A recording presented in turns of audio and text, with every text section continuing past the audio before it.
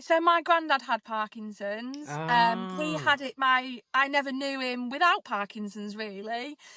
He unfortunately passed away when I was 18, and I did sort of think that, because I didn't want to be a nurse at 18, to be completely honest, I thought, that bit of journey had gone. And then when I came into nursing and I saw, I would, when I was in A&E, I would sort of look after these patients a little bit more because I knew they were a bit more precious. And I've been on that other side. I've sat and watched a relative suffer. We were really lucky. My granddad had a fantastic Parkinson's nurse.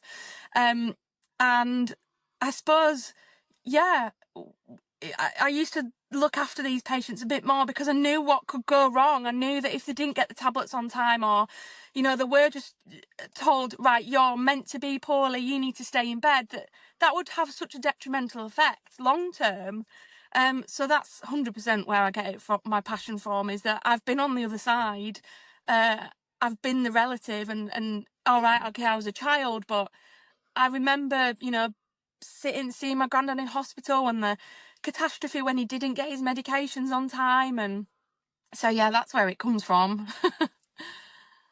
That's really heartfelt. That's amazing. Yeah. Of all the people you see with Parkinson's, who are the ones that do the best? What are your tips as a Parkinson's nurse for getting people, on the straight and narrow with Parkinson's, if that's possible? The ones that take their tablets on time. And you know what? I think exercise is it's just as important as your tablets. It can make such a difference, not even physically, but mentally as well. I'm really lucky in Brighton. We have a lot of exercise groups for Parkinson's patients. And, I encourage everyone to go for it. They have a great time. And it is really, really good. And obviously the Parkinson's UK website has got little exercise bits on there. There's bits on YouTube. But yeah, I'm an advocate for exercise. I think keeping social as well helps, doesn't it? You say go to a class if you can. Keeping people around you is great for mental health as well, isn't it? Yeah. And I think when patients get this diagnosis of Parkinson's, everyone knows someone that's had it, but it's very isolated. I think patients feel very isolated, and I think go out and mix with other people, that have got this disease. Go and do.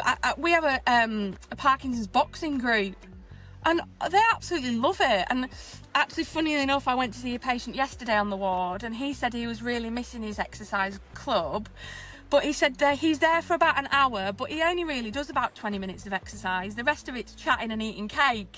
And that's fine. That sounds like doing sort of exercise, yeah. Yeah, I'll sign up for that.